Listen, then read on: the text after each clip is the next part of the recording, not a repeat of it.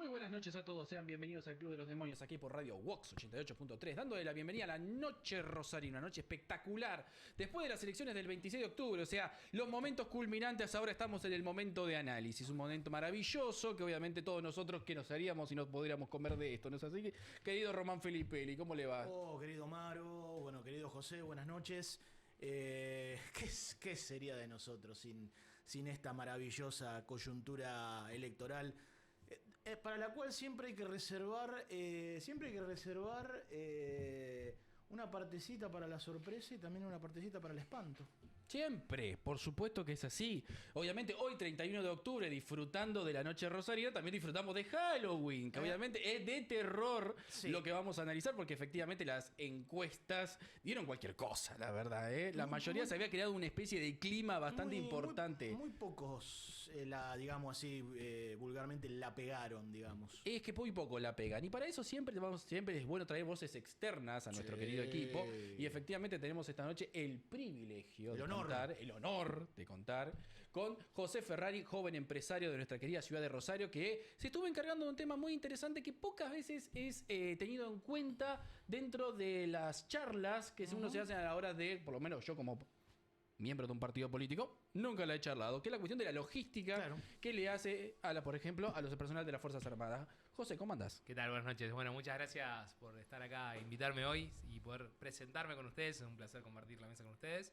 Sí, la verdad que creo que, siempre uno puede atinar ciertos resultados o quizás predecir algunas cosas, pero Argentina siempre sorprende. Creo que es una gran virtud que tenemos en algún punto. Y también es ambiguo porque también es una gran debilidad que a veces transformamos en fortaleza. Pero bueno, puntualmente uno como empresario también tiene que saber manejarse en los distintos contextos y en esto también nos podemos adaptar y tenemos esa versatilidad y esa resiliencia constante. Y bueno, puntualmente con el último fin de semana sí, nos tocó participar de algo que por ahí poco se ve, que termina siendo por ahí la dirección de la logística de que, bueno, todas nuestras Fuerzas Armadas y Fuerzas Federales de Seguridad hacen la custodia y el traslado de todo lo que son las urnas de votación y todo el operativo que se despliega a partir del sufragio dentro de nuestro país. Y bueno, justamente a esas personas que son los encargados de jefes de circuito y demás, alguien las tiene que trasladar. En eso, si bien hay vehículos oficiales, también hay vehículos privados extraoficiales.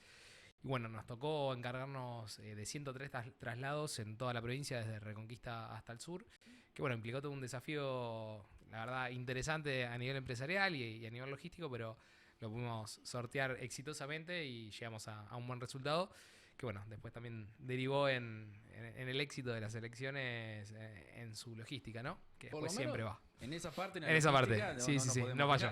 Después lo que nos ocurre es que en estas elecciones, por ejemplo, ya se está perdiendo un poco la cuestión de ir a votar, que es la cuestión que ya hemos hablado varias veces en este programa. Por ejemplo, en la elección anterior en la provincia de Santa Fe, 51% o sea, la mitad de la provincia se quedó en su casa. Y hoy lo que estamos viendo es que entre un 60 y un 65% es la cantidad de gente que supuestamente fue a emitir su voto. Entonces estamos hablando de una pérdida de la institucionalidad con respecto al voto. No vamos a hablar de la cuestión de, obviamente, que no vamos a suponer que haya ocurrido nada con la cuestión logística, que el cambio de la boleta única dio mucho de qué hablar. Por ejemplo, en la provincia de Buenos Aires, supuestamente la aparición de la boleta única hizo efectivamente que las elecciones fluyeran de otra manera. Vamos a darle el beneficio de la duda. Vamos después a charlarlo justamente con más profundidad aquí. ¿Qué tanto cambio hizo la boleta única? Pero la cuestión es que las mayorías de las consultoras, muchos daban una paridad, esa paridad típica que tiene la provincia de Santa Fe, un 3-3-3. O sea, le daban 3 a la Libertad Avanza, 3 a Provincias Unidas y 3 al peronismo. Y eso se rompió totalmente. Y también tenemos que darle la bienvenida después de 4 o 5 viernes que no lo hemos tenido aquí en nuestras queridas oficinas, que no está en las oficinas, pero están presentes por lo menos en espíritu, que es el señor Franco Marosi. Franco, ¿estás por ahí? ¿Cómo andás, Marino? Tanto tiempo. Hola, Franquito. Qué gusto de ¿Cómo verte. andás, Román? Qué alegría. ¿Cómo andás, José?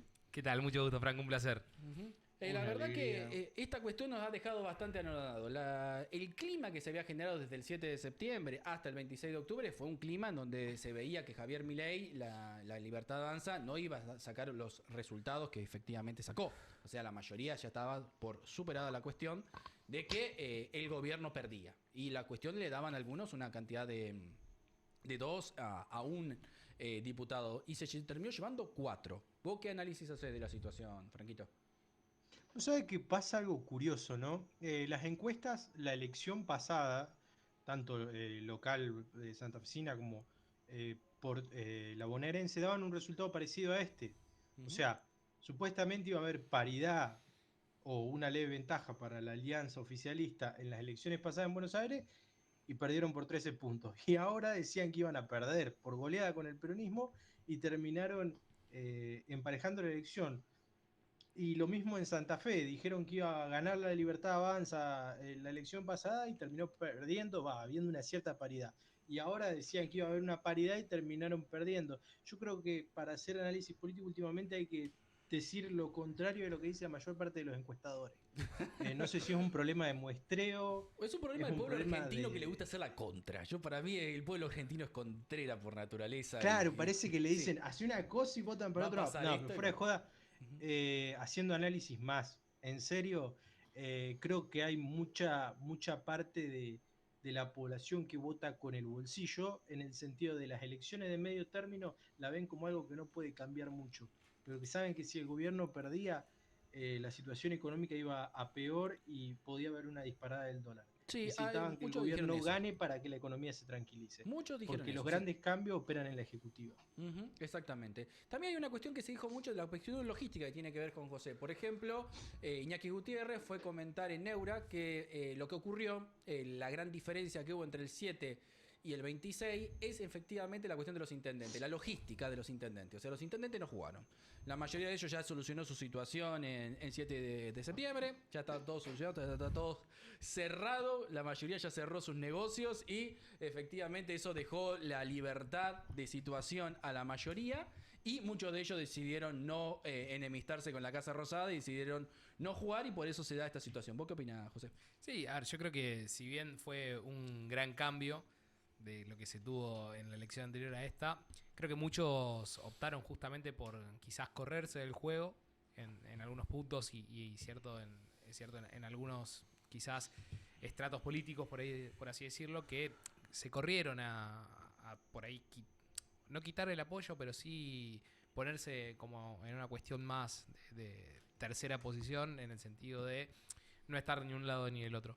Creo que eso termina jugando a favor del resultado que se dio, por el hecho de que también hay muchas presiones que los intendentes tienen de cercanía con el pueblo votante, que terminan pudiendo hacer lo que es justamente una inclinación de una balanza mayor a un resultado de una elección que, por más que sean provinciales, siempre se terminan haciendo como un uso nacional, si se quiere, por la polarización y cómo vivimos nosotros como argentinos todo, ¿no? También la provincia de Buenos Aires es clave. O sea, se la veía como uno de los distritos donde esto se iba a determinar, donde el futuro del presidente se iba a determinar. Sí.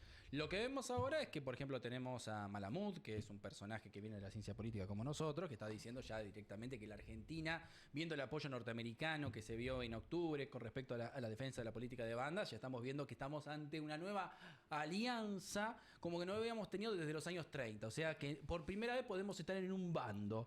Un bando realmente que no estamos como outsiders en todos lados, sino que efectivamente esta vez jugamos en un bando.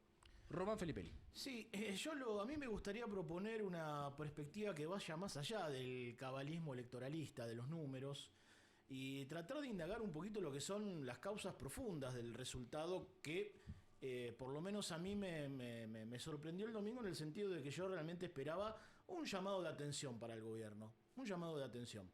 Creo que todo lo que hemos charlado y de lo que se ha conversado en los medios, hay algunos elementos que muestran algo que ya habíamos nosotros conversado acá, que es un régimen político en transición. ¿Qué quiere decir esto? Significa que el régimen político que se inauguró en 1983 colapsó. ¿Por qué colapsó? Colapsó por la demolición de los partidos tradicionales. La Unión Cívica Radical y el Partido Justicialista ya son apenas una sombra de lo que fueron. Se muestra también en el transfugismo electoral, que se ha manifestado ahora esta semana, con el colapso de la alianza PRO-UCR y la migración de los diputados que le responden a Patricia Bullrich a la Libertad Avanza. Obviamente que también este régimen político en transición está deslegitimado por sus nefastos resultados económicos y sociales, si es que hablamos del 83 a la fecha, en materia de empleo, en materia de riqueza, en materia de redistribución de distribución de la riqueza, en materia de pobreza. Eso también explicaría un poco el ausentismo cada vez mayor, el abstencionismo electoral, que es cada vez mayor. Fue muy significativo, no fue a votar por lo menos el 40% del padrón.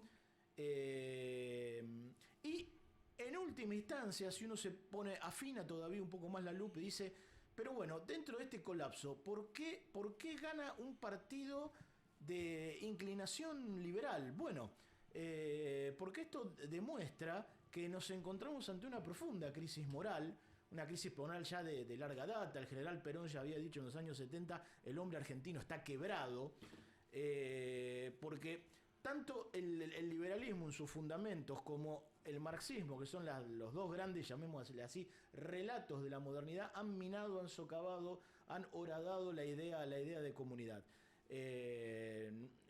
Nosotros acá, si bien en Argentina no hemos padecido, gracias a Dios, el marxismo en su versión original, sí la hemos padecido en su versión socialdemócrata, radical, kirchnerista, gramsciana, digamos. Esto también se refleja en un voto pragmático, un pragmatismo bastante perverso, de por lo menos un tercio. Yo leo en el porcentaje de votos que sacó el oficialismo, hay un tercio, un núcleo duro que está conformado por un núcleo duro ideológico y por los sectores de la élite empresarial que comparten ideológicamente no solamente los principios liberales, sino que también incluso se benefician de las políticas económicas del gobierno.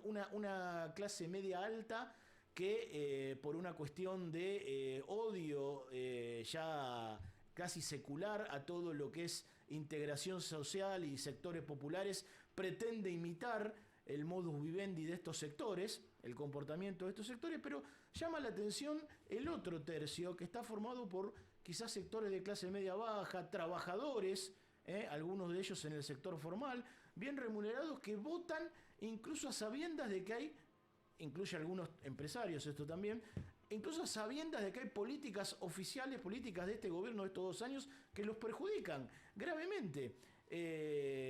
Y esto más allá incluso de que uno pueda decir, bueno, pero está el recuerdo cercano de la pésima gestión del gobierno Fernández. Es llamativo cómo todavía se preserva aquello que vivimos allá por el 95, con un gobierno de Menem que venía repleto de escándalos, con una oposición interna de la mano de Bordón y Álvarez que venían advirtiendo sobre las consecuencias sociales del modelo económico, el desempleo, etcétera, y la gente, sin embargo, prefirió votar la estabilidad, el statu quo. La gente quiere paz, lo dijo Maquiavelo alguna vez. La gente lo único que quiere es que no la pises demasiado.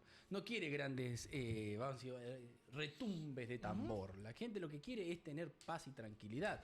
Y obviamente el recuerdo de Alfonsín, como el recuerdo de Alberto, le traía a la gente la cuestión de que esta cuestión multipartidista, esta cuestión electoral, al final la termina muchas veces perjudicando más que ayudando. Pero convengamos, querido Maro, que es una paz a un costo muy, muy alto en términos colectivos. Es que la Argentina desde hace muchos años, muchas décadas que no tiene paz, y esa cuestión de no tener paz hace que se tomen decisiones como esta. La gente, creo que José lo estuvo mencionando un poco, también Franco algo lo mencionó, que es la cuestión de que la mayoría, ¿qué es lo que veía? Que si el gobierno perdía, se perjudicaba.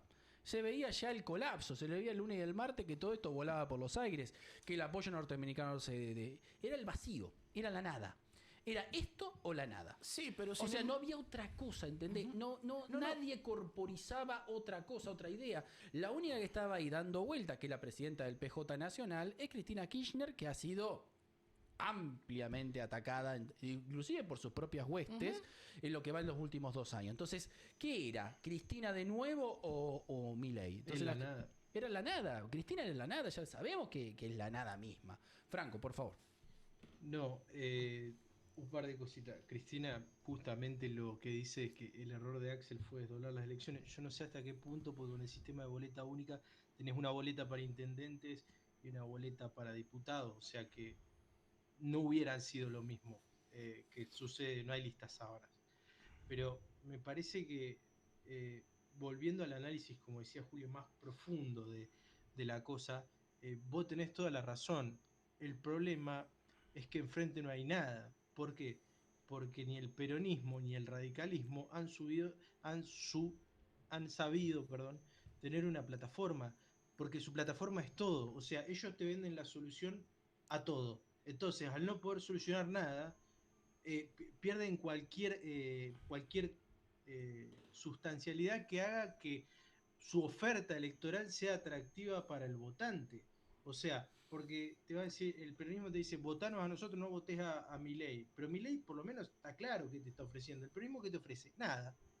Te ofrece una abstracción que supuestamente es como la justicia social y ninguno te la sabe explicar. Uno entiende a qué se refiere, pero no la saben explicar. Entonces, ¿por qué lo van a votar si no están ofreciendo nada? Su producto es la nada, más que recordar gobiernos que han sido algunos mejores, algunos peores y algunos malísimos. Entonces, frente a la nada, frente a la oferta de nada, es muy difícil que sean opciones competitivas. Ni hablar del radicalismo, que su mensaje quedó perimido hace 50 años más o menos, porque justamente no tienen contenido ideológico, no tienen una plataforma. Mirá, vamos por esto, por esto, por esto y por esto. Nos tenés que votar por esto, por esto, por esto, por esto. No, no, nos va a votar porque nosotros defendemos la justicia social y los otros nosotros defendemos la Constitución y la República. Entonces es una discusión bizantina la que están planteando, ¿no es cierto? Totalmente abstracta, o sea, queda en el terreno de las ideas y no queda en lo real. Lo que vemos claro, ahora o sea, en perdón, particular, sí, Franco, quería terminar. en los sistemas democráticos modernos, por ejemplo, Estados Unidos, por ejemplo, los sistemas parlamentarios europeos, los partidos ofrecen algo. Yo sé que los verdes me ofrecen una plataforma pro medio ambiente, sé que los demócratas me ofrecen algo un poco más a la izquierda, pero corporativista, y sé que los republicanos me ofrecen laissez-faire a los Milley. Entonces, elijo entre opciones que sí que me ofrecen. El peronismo no sé qué me ofrece acá. Menos hablando de Cristina. O sea, ¿qué me ofrecen? Alibaba y los 40 ladrones. Sí, y Con el lo que respeto vimos del es lo Partido que lo Alibaba y Justicialista. los 40 ladrones estaban metidos en todas las listas. Sí, eso Veías sí. que Provincias Unidas tenías al ex ministro del Interior de Cristina, tenías a la ex ministra de Salud de Cristina, tenías al ex ministro de Economía de Cristina, y acá lo tenías al ex jefe de gabinete y al ex ministro de Defensa de Alberto y de Cristina. ¿Me entendés? Lo tenías acá en Santa Fe, oculto entre las listas, Sí, bueno, oculto. y no nos olvidemos En la noche de las listas. que el oficialismo en provincia de Buenos Aires tuvo que dar de baja a su primer candidato por un escándalo vinculado al narcotráfico. Sí. Román, el Y te oficialismo recuerdo que Menem propone también ganó, cosas, y el te peronismo recuerdo que no Menem propone ganó nada. después de haber explotado una ciudad, ¿eh? Sí, Y sí, te sí, recuerdo sí, eso, sí, ¿eh? sí, sí. Entonces, acá la cuestión radica en que nosotros, esas discusiones, que creo que el peronismo entiende que el otro bando, o sea, el republicanismo, el antiperonismo, si se quiere, es como que es muy paquete y vos le tirás quilombos de corrupción para demostrarle él es tan sucio como yo y con eso gana. ¿Me entendés? Lo que vemos ahora es que tenemos mucha gente, primero, que nos rompe todas las encuestas, la gente decepcionada que ya no aparece a votar. Eso ya lo dijiste vos. Esa gente decepcionada, ya está. Esa gente como que hay un grupo, 4 personas de 10, ya dijeron sigan sin mí. Como diciendo, yo no creo en esto. Perfectamente comprensible. Perfectamente comprensible. ¿Eh? De ese 60%, porque 5% es voto nulo, es la gente que todavía esos maniáticos, que son hermosos, esos maniáticos que van a votar, pero votan en nulo, votan en blanco o te ponen cosas maravillosas en la boleta. Ese maravilloso pueblo, que es el 5%, se cala afuera también, y te queda un 60%. De ese 60, el 40% supuestamente votó algo que es sustancial, que como dice Franco, es sustancial. No sabemos muy bien, porque yo la verdad, la idea de la libertad, lo dijo una vez Gastón Muti acá adelante, no sabemos qué es eso también es un abstracto. La cuestión que tiene Milei es que le mete sentimiento, emoción. Lo que acá Provincias Unidas, Puyaro no supo expresar, es un sentimiento. Puyaro no es un sentimiento. Bueno, le ha puesto mucho más que un sentimiento porque las políticas que ha implementado estos 2 años han diferenciado claramente entre ganadores y perdedores. ¿Vos decís de Puyaro o de Milei? De Milei. Ah, de Milei. Han beneficiado a los sectores extractivistas, han beneficiado a los grandes grupos empresarios que en este momento le están dando su apoyo al gobierno y han perjudicado claramente a todo lo que tiene que ver con la producción y el mercado interno. Sí. O sea, Por eso te diste cuenta que un porcentaje no lo votó. O sea, muy alto el que no lo votó. Pero esos 4 que no votaron, no contamos con ellos. No, que está están en bien, está desacuerdo, pero no votaron. Está bien. Y nuestro sistema todavía se monta en la cuestión de quién va a votar. Entonces, esos 4 que están en desacuerdo seguramente con Milei, no vinieron. Y de esos 4 que no vinieron, tenés otros 2 más que tampoco están de acuerdo con Milei. Pero que efectivamente Milei, sí, es la única propuesta que vos te das cuenta, que es la única que te propone un futuro con una alianza estratégica, como pueden ser los estadounidenses, que en este momento, vamos a decirlo con la mejor forma posible, los norteamericanos en este momento, ante su pérdida de poder con China, están dispuestos a apoyar a los argentinos. A ese nivel llegamos. Que este tipo te está trayendo esto. A diferencia que el otro que te trae Venezuela, el otro que te trae, ¿qué alianza estratégica? ¿Qué geopolítica? ¿Qué te trae el otro? ¿Qué te da el otro? ¿Qué te ofrece? Además de decir que Milei no apoya a los chicos del Garrahan, o no apoya a los jubilados, no apoya a los discapacitados. Además de esos abstractos, ¿te trae algo concreto? Dejemos que Franquito, mientras vos preparás la respuesta, dejemos que Franco se exprese. No?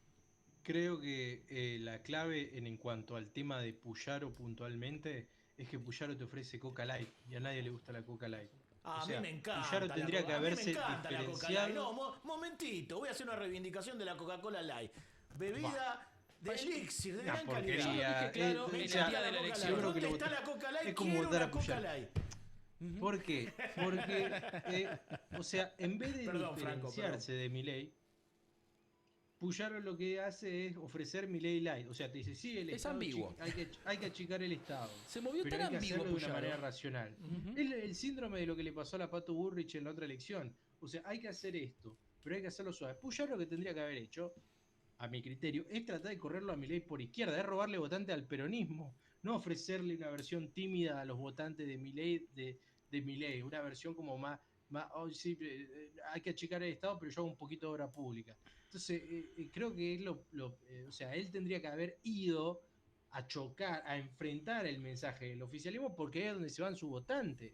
Sí. Entonces tiene que ofrecer otra cosa, no hacer una versión light, porque entre Coca Light y Coca normal, la gente se queda con la Coca normal. Dice, si vos me vas a achicar el Estado, bueno, por lo menos me quedo con el loco que lo va a achicar en serio y no con el me acuerdo, como dice Franco, de una frase del loco que dijo, si vas a votar kirchnerismo, votás el kirchnerismo premium, no vas a votar esta versión edulcorada, amarillenta que te da Macri. Entonces el propio presidente dijo eso. Nosotros hoy en día, el liberalismo fracasó porque ya no votamos con racionalidad, plataformas e ideas. Lo que votamos es con sentimientos y emociones. Puyaro no despertó ninguna emoción. Es un tipo que no despierta emociones. Tal vez al principio lo hacía con la cuestión de ese escenario que montaba, con la cuestión de ser el sheriff o el comisario del pueblo. Milei, ese personaje lo sabe hacer mucho mejor. Él te vende el personaje a toda hora, en todo momento, ¿me entendés? Juega el escenario y te muestra, para mí un espectáculo bizarro. Pero ese espectáculo bizarro, por lo menos un espectáculo que alguien efectivamente, ¿qué está haciendo? Viéndolo, por ejemplo, en el Movistar Arena. Está comprando, efectivamente lo está viendo. Mientras que Puyaro es un tipo gris, es un radical gris, que es gestión totalmente grisácea. Un poquito más allá, Puyaro más allá de que es un radical gris, es radical, ese es el problema. Y el radicalismo... Bueno, ese es el problema. Y el radicalismo es que así como le pasó al peronismo, el radicalismo también ha quedado completamente desmoronado desde el punto de vista doctrinario. Lo que pasa es que el radicalismo vivió ese proceso con De la Rúa. No, yo diría que con Alfonsín. El que pervierte, el que invierte, el que destroza la identidad nacional del radicalismo es el alfonsinismo socialdemócrata, que así como los liberales plantean un laissez-faire en materia económica, los radicales socialdemócratas alfonsinistas gramscianos, no nos olvidemos de esto, no nos olvidemos de quienes estaban por detrás de Alfonsín, el Club de Cultura Socialista, Portantiero, de Ípola, Pepe Aricó, etcétera, bien, con una impronta bien de escuela de Frankfurt, ellos plantearon un laissez-faire institucionalista. Mientras tengamos la democracia formal, milagrosamente todos los otros problemas se van a solucionar solos. La obsesión de la democracia como forma y no como contenido. Exactamente. Sí. Y es más, no solo la forma, Amaro, el culto a esa democracia. Nosotros tres, tanto vos como el querido Franco, como yo, hemos pasado por una facultad donde prácticamente lamentablemente la impronta de esa formación demolátrica, si me permiten, era el eje que articulaba toda la mirada sobre lo político. Y con respecto al peronismo, no quiero que se me escapen, porque uno como peronista esto tiene que decirlo, porque veo que por los medios se está hablando, no, porque el peronismo esto, no, porque el peronismo aquello. Muchacho, el peronismo no existe más. Dejen de hablar de peronismo. Lo que hoy existe es una versión totalmente líquida, un cascarón vacío, por dos causas fundamentales. Culpa del peronismo, su deriva doctrinaria, donde de ser un movimiento de liberación nacional y de revolución social, pasó a ser un movimiento de promoción de minorías auspiciadas por la oligarquía financiera mundial, de políticas auspiciadas por la oligarquía financiera mundial. Y Sáenz lo dijo, aborto, feminismo, sí, y etcétera. Sáenz lo dejó dicho muy fácil este fin de semana. No sé si lo escuchaste, que dijo, se volvió una pyme familiar. Sí, es una pyme. Hoy en día, sí, por esta desestructuración y esta deriva doctrinaria. ¿A dónde quedó eso de que primero venía el movimiento? Primero la patria, después el movimiento y después los hombres. Olvídense. No, eso quedó en cualquier lado. Lo último, que un poco iba con esta idea de vos hacías esta crítica al liberalismo político. A nosotros nos enseñaron en la facultad que una de las funciones que deberían cumplir los partidos, ya saben todo lo que yo pienso al respecto, es el reclutamiento interno y el reclutamiento externo. Y en el reclutamiento interno, una de las funciones en este sistema es la formación de la ciudadanía. Y el peronismo, si de algo se ha encargado, no ha sido solamente de dejar de formar, sino de deformar a los que se acercaron. Porque, ¿qué les daban de formación ciudadana a los pibes de la cámpora? Que parecía que lo único que tenían, como decía un amigo mío, la única virtud que tenían eran que eran jóvenes nada más. Bonazo y Laclau. O sea que no solamente hay una deriva doctrinaria, sino que incluso hay una falta de formación que ha contribuido en gran medida a que en Argentina ya casi no podamos hablar de un pueblo, en el sentido que lo decía el general Perón, de la masa adoctrinada, sino que somos una masa, un cuerpo sin alma. Somos obviamente hoy en día algo que podríamos decir una gran conglomerado de individuos y el resto una masa amorfa que no sabemos muy bien qué es. Podemos decir que tristemente nuestra deriva institucional un poco nos ha dejado eso de resultado, pero debatiremos de eso y esa cuestión es muy interesante de debatir en la siguiente pausa. Segundo bloque del Club de los Demonios aquí por Radio Vox 88.3. Ya nos agarró calor, por eso en esta noche de Halloween nos vamos sacando la campera, nos vamos preparando, porque hablar si existe todavía el pueblo argentino o algo parecido a él es toda una pregunta filosófica, existencial, que da mucha, por momento, tristeza y gracia a la vez de preguntar. Vamos a preguntarle al joven empresario a ver qué opina al respecto de esto. Nosotros como politólogos, nosotros nos vamos muchas veces por las ramas y es siempre importante alguien que está un poco más en el llano, viendo la vida cotidiana y no tanto la cuestión edulcorada que vemos nosotros. José, por favor. A ver, creo que principalmente uno tiene el corazoncito de que todavía siempre hay esperanza y hay fe en el pueblo y en la Argentina.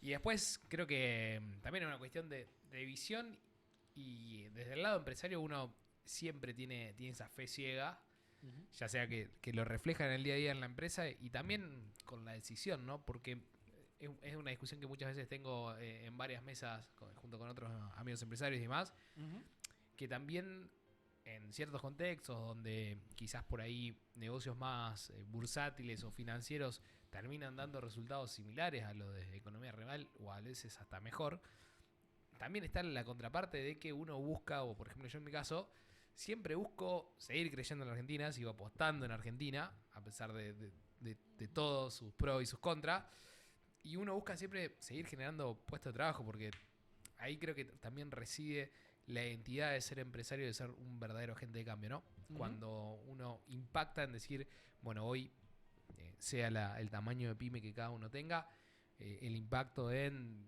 tener 20 colaboradores a cargo, que eso refleja 20 familias que hoy, con todo el esfuerzo que requiere pagar ese volumen de sueldo y más todas las cargas sociales, todas las cuestiones impositivas que ya sabemos que todavía hoy existen y que también es una deuda, entre comillas, que el gobierno oficialista hoy tiene para con el sector empresarial.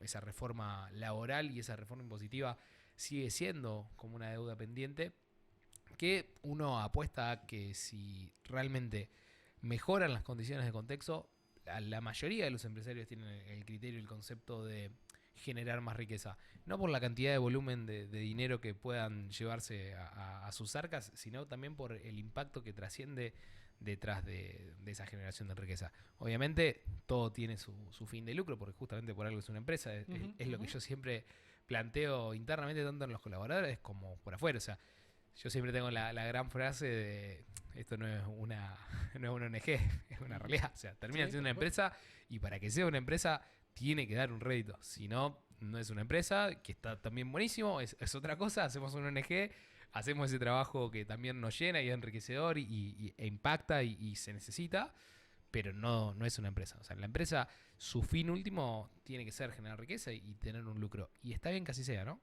No hay que sacar ese, hablando justamente de los demonios, esa demonización que tenemos de no, la empresa que hace plata es mala. No, o sea, es empresa, es lo que tiene que hacer. Acá hay una cuestión de que el capitalismo es malo en general y el empresario es malo. Sí. Que es una cuestión educativa que ya viene de la propia secundaria. Totalmente. Mientras que los norteamericanos estudian los capitales en la industria y obviamente buscan convertirse, pegarla, tener su propia empresa. Acá es como que hay una cuestión muy negativa con respecto a eso, que es un remanente que ha quedado. Ahora, yo te pregunto a vos.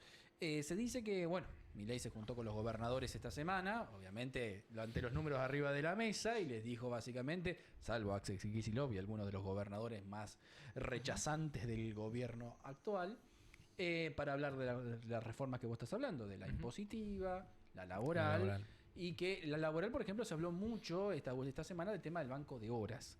¿Vos que conocés un poco del tema? ¿Qué es lo que se pretende hacer con esto? Sí, tengo una leve, digamos, apreciación sobre el tema y no lo he estudiado en profundidad, pero sí, y también justo tengo un amigo empresario que ha vuelto recientemente de una feria en China y ha recorrido por allá y tienen ciertos, digamos, propuestas hoy que han evaluado que son interesantes para proponer acá, que van relacionadas a banco de horas. Ellos lo llevaron un poquito más hacia el extremo y lo que hacen es quitar por ahí la indemnización. En los primeros 3 meses vos trabajás de forma gratuita, el cuarto mes te pagan el tercer mes, entonces te quedan 2 meses en cajón, por así decirlo, que si vos renunciás antes de los 5 años, no te los pagan más. Y si te hacen o se produce un despido en el periodo de esos 5 años, sí te pagan esos 2 meses que vos trabajaste, ¿no? Sería como una especie que en realidad termina dando como si nosotros pagáramos o evitáramos pagar, digamos, más allá del pago indemnizatorio cuando una persona es despedida por fuera del periodo de prueba. Pagas aguinaldo y vacaciones, es proporcional, digamos. Más o menos terminando esa paridad de que 2 meses es lo que ellos quedaría igualado.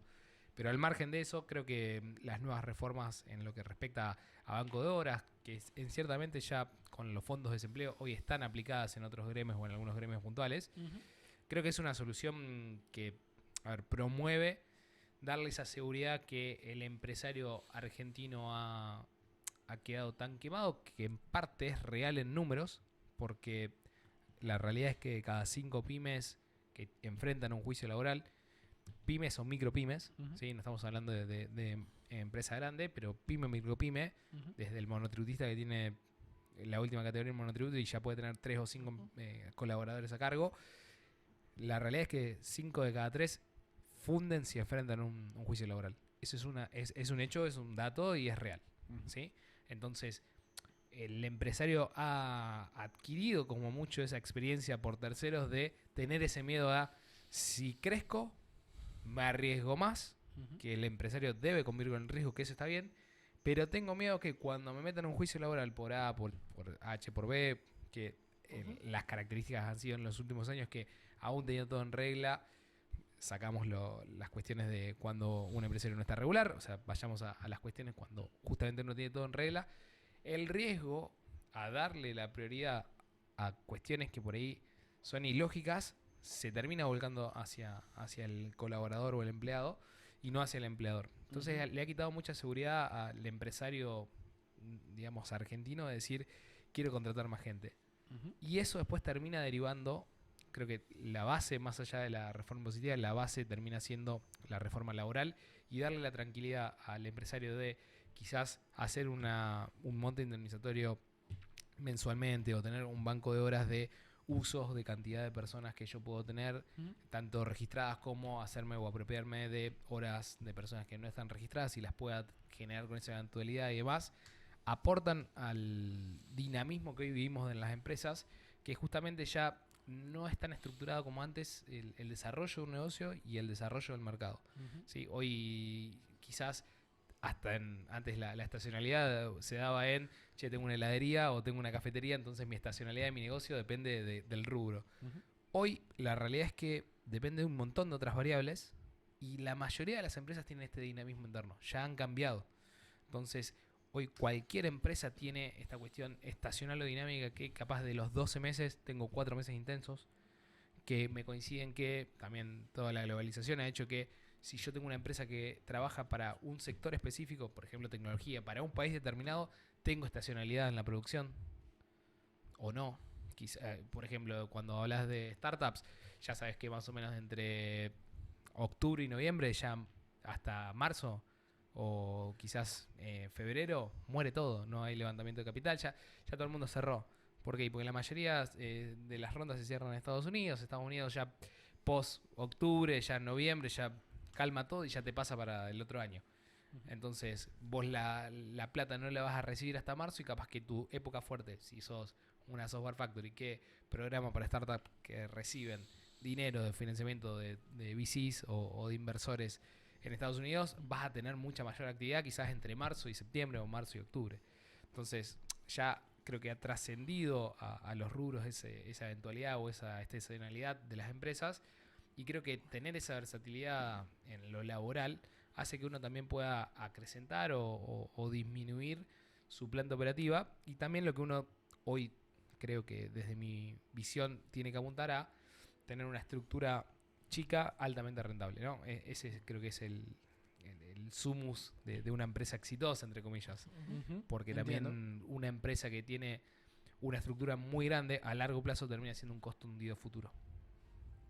Pasa a ser, digamos, una cuestión patrimonial que vos te estás adquiriendo una deuda futura. Vos decís, durante 30 años tengo 300 colaboradores y en 30 años estás teniendo un costo alto. Sí, igual estos ciclos yo creo que, Pero bueno, como decís vos, tenemos un mercados tan volátiles, hacen que obviamente las mejores estructuras son las más, como decís vos, flexibles, que puedan crecer y achicarse de forma clara y concisa para la cuestión de enfrentarse a esos ciclos expansivos o ciclos recesivos. Exactamente. Que en estos momentos ahora, supuestamente para vos, ¿se viene un ciclo expansivo en Argentina? Yo creo que sí, desde un poco mi visión personal desde este año, y yo lo reflejé, entre comillas, apostando bastante a la economía real. Yo creo que ya lo que queda de este año y el año que viene va a ser el año de la economía real. Coinciden con algunas variables de que también Argentina tiene una particularidad que muchas veces cuando Estados Unidos ha entrado en procesos más de recesión, a Argentina le ha ido bien, porque justamente empezás a volcar todo a una economía real, porque ya lo que uno siempre compara con, normalmente en las inversiones vos le pegás a un T-bill para comparar si tu negocio va a ser o tu proyecto va a ser rentable o no. Hoy tenés tasas muy bajas, entonces esa baja de tasas termina produciendo que por elección vos termines saliendo de lo bursátil, o quizás no de lo bursátil en sí, porque si vos te vas a la parte más de acciones o demás, vas a tener mayor volatilidad, mayor riesgo, pero mayor rentabilidad. Pero yendo a algo bursátil conservador, termina siendo mucho más rentable arriesgarse un poco más, pero estar dentro de la economía real. Sí. El problema quizás es cuando la economía real termina rentando mucho menos que una inversión bursátil. Ahí tenés un problema grande porque justamente sacás la plata de la calle, por así decirlo, en sí de la economía real, lo que termina produciendo que tenés menos puestos de trabajo, lo que deriva en menos cantidad de personas que tienen mayor poder o un poder adquisitivo, que termina derivando en menos consumo. Sí, entiendo. Básicamente. Entonces, yo creo que el año que viene va a ser un año expansivo. Vamos a apuntar a creo, una economía real. Ya arrancamos con una cuestión inédita de que los norteamericanos se pongan a comprar pesos, ya es algo inédito. Sí, o sea, eso nunca he visto. Es un milagro, el milagro de Caputo, ¿me entendés? Exactamente, como decía el meme, hubo corrida en el peso blue en Estados Unidos. Sí, una cosa increíble eso. Franco, ¿estás por ahí o te fuiste a fumar? No, estaba escuchando atentamente. Le pregunto a José, ¿cómo funcionaría el tema del banco de horas con el tema de las horas extra que tiene que hacer un trabajador? O que tiene posibilidad de hacer un trabajador. Puntualmente entiendo que va a tener una reforma en lo que son la forma de pagos, puede tener igual la habilitación de horas extra, pero hoy lo que sí, en muchas quizás empresas, se terminan limitando las horas extra que se pagan, digamos, por los canales formales, justamente por también que terminan pegando en las cuestiones impositivas de los sueldos de los empleados, por el hecho de que los terminan alcanzando ganancias y demás. Entonces, por ahí el incremento de horas extra termina haciendo que termine cobrando aún menos el empleado, ¿no? Pero, a ver, puntualmente va a estar, por lo que entiendo, obviamente todo esto puede cambiar de acá al 10 de diciembre porque es dinámico justamente, pero por lo que entiendo tienen la particularidad de poder tener cierto banco de horas extras o recargar las estructuras con esas horas extras y las horas, digamos, convencionales. Y lo que se quiere negociar en teoría es que el pago de esas horas extra no sea tan quizás pesado a la hora de lo que es hoy, que implica por ahí un 50% o el 100%, dependiendo si es fin de semana o no, y quizás acomodar o sintonizar más eso a la realidad por ahí de la empresa, que muchas veces no se traslada ese costo al precio, digamos, de lo que uno vende, ¿no? Entiendo. Román Feliperi. Bueno, yo lamento no coincidir, José. No, puede ser, totalmente. Porque lamentablemente, por cómo está estructurado este sistema, la economía real es la que paga el pato de la estabilidad cambiaria. Es decir, en tanto y en cuanto el gobierno pretenda mantener esta inflación, entre comillas, reprimida, porque no es que no existe, está reprimida. Yo entiendo que no era lo ideal lo que estaba pasando con el gobierno anterior, pero esta es una inflación con una inexistencia mentirosa, porque sigue ocurriendo, porque vemos que las cosas aumentan mes a mes, pero a menor velocidad. Está hecho a costa de una gigantesca recesión que pesa sobre la economía real. Y el apoyo de Estados Unidos simplemente viene para que el gobierno no colapse financieramente y deje de pagar la deuda, que es uno de los grandes negocios de la oligarquía financiera mundial, junto con la extracción de recursos. Pero bueno, más allá de eso, 3 puntos con respecto a lo que veníamos charlando antes. ¿Qué nos ofrecía? Milei nos ofrece una geopolítica unipolar, visto en términos de estados, de actores públicos, no estatales. Yo creo que es mucho más complejo el tema, pero vamos a simplificarlo ahí. Durante el gobierno anterior y el gobierno de Cristina Fernández, por lo menos hubo una tendencia a querer generar o por lo menos virar hacia un espacio de mayor multipolaridad a través de un acercamiento a China, a través de un acercamiento a Rusia, a través de un acercamiento a lo que sería el grupo de los BRICS, del cual se ha alejado como gato al agua este gobierno, pero como no hubo una verdadera voluntad política de construir poder y construir poder nacional, todo eso quedó en intentos absolutamente superficiales. Eso por un lado. Por otro lado, el tema del capitalismo. El capitalismo no es malo, el capitalismo es absolutamente perverso, es una cosa horrenda, horripilante, que está basada sobre el saqueo de los sectores populares y sobre una ética absolutamente invertida, degradada.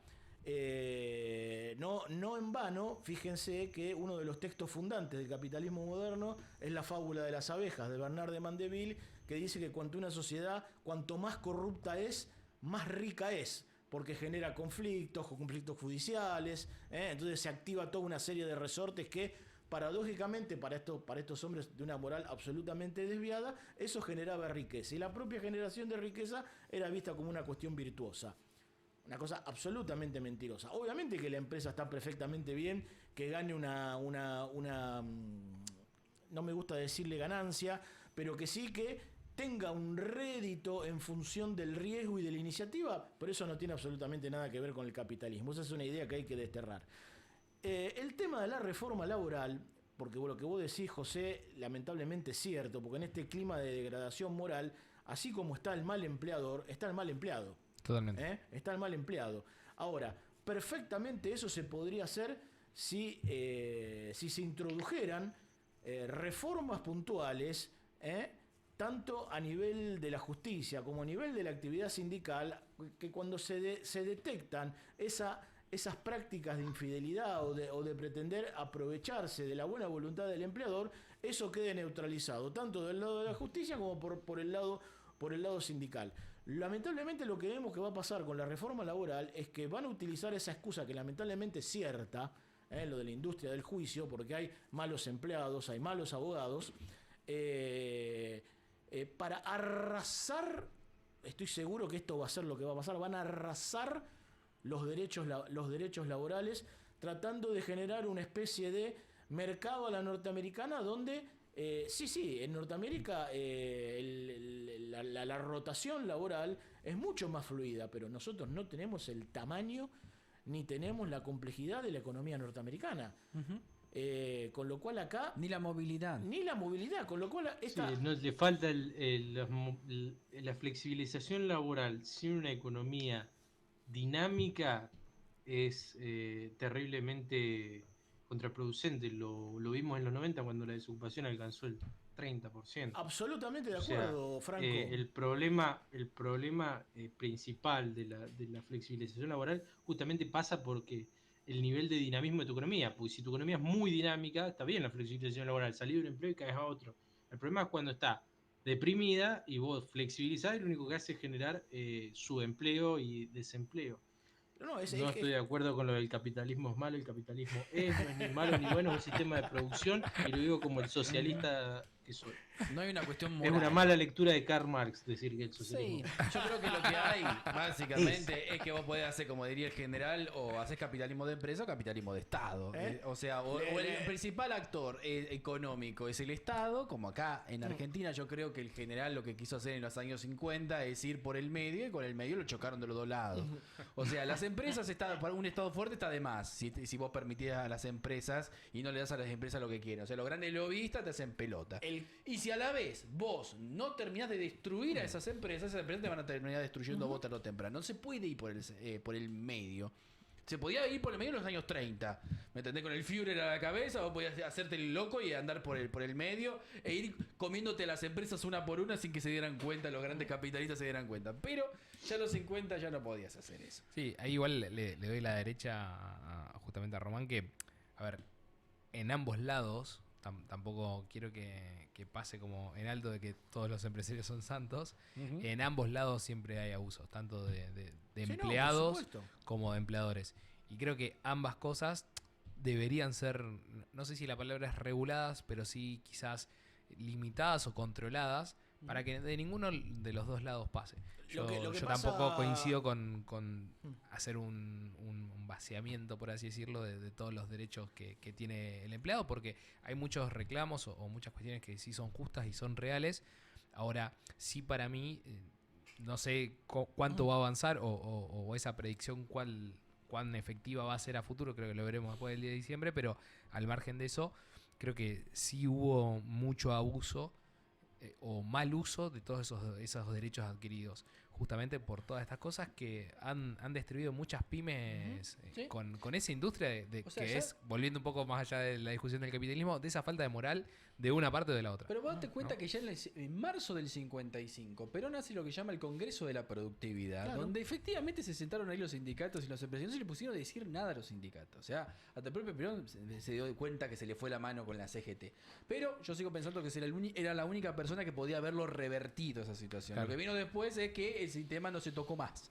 Es como que cada vez que se tocaba el sistema te hacían las huelgas, te paraban el país, no se podía tocar. Ahora recién se puede tocar porque los sindicatos están débiles, o mejor dicho, nadie quiere investigarlos o nadie quiere tocarlos. Y también creo que hay una cuestión de cambio generacional, o por lo menos me ha pasado de emplear muchos jóvenes y no tienen esa reivindicación sindical. Cero. Sí, no. Cero, es como un individualismo atroz. Y vos mencionaste algo muy interesante que aquí hizo eclosión durante el gobierno de Cristina, lo cual te muestra la profunda injusticia congénita que hay en Argentina, de que esto de que las horas extras y los incrementos salariales eran alcanzados por el impuesto a las ganancias. Una locura completa que te muestra que el sistema de distribución del ingreso en Argentina está desquiciado porque no se hacen las reformas, los cambios de fondo reales que hay que hacer. Porque hacerlo implica confrontar con el poder real. ¿Sí? Y nadie tiene, permítanme la expresión un poco académica, los huevos, las pelotas para hacerlo. Por complicidad o por claudicación. Claro, porque acá Totalmente. o tenés un gobierno que le quita a todos o tenés uno que intenta repartir y darle a cada uno, bueno, no te puedo dar esto, te doy esto, ¿me entendés? Como que quiere dejar contentos a todos o no se deja contento a nadie. Y eso es un gran problema que tenemos y ahora si tenemos este gobierno actual como lo que tenemos, efectivamente trata mucho de esa cuestión, de que viene a hacer una reforma profunda porque no se pudieron hacer reformas parciales cuando se pudieron haber hecho de otra manera. Totalmente. Y acompañando lo que dice Román, jamás en todos esos dos puntos que vos mencionaste, o en el gobierno que mencionaste, vi a ningún sindicato salir en defensa de que bajen la punición, el punitorio de ingresos de impuesto a las ganancias por los empleados. Jamás. No, Y jamás. los sueldos seguían subiendo todo y ningún sindicato se le va a discutir, guarda que con las paritarias que nosotros hacemos son alcanzados. Ninguno. Bueno, hemos llegado a las 20 ya y 59 de la noche. Ya estamos un poquito. Ya nos vamos, ya nos tenemos que ir. Ya nos fuimos. Ya nos fuimos, ya nos levantamos, ya nos estamos yendo. Necesitamos una hora más. Y bueno, acá tenemos Sí. un buen empresario inversor que nos puede invertir para una podemos Ahí va. tener ¡Qué un- casualidad! Qué casualidad. ¡Qué casualidad! ¡Patrocinador! Ya le pasó la gorra. Y ahora unas palabras de mi Dios, nuestro patrocinador. Me siento emboscado. Bueno, ha sido un verdadero placer estar como siempre con todos ustedes esta bella noche. Disfruten Halloween, pásenla muy bien. La verdad que siempre estas horas se disfrutan muchísimo. Espero que nuestro país, tristemente, a veces como ironía o no, encuentre los cauces adecuados y estas reformas que se están planeando para hacer para diciembre encuentren a un pueblo argentino lo suficientemente preparado para recibirlas y si puede condicionarlas, mejor. Así que los saludo, que tengan todos muy buenas noches, hasta la próxima.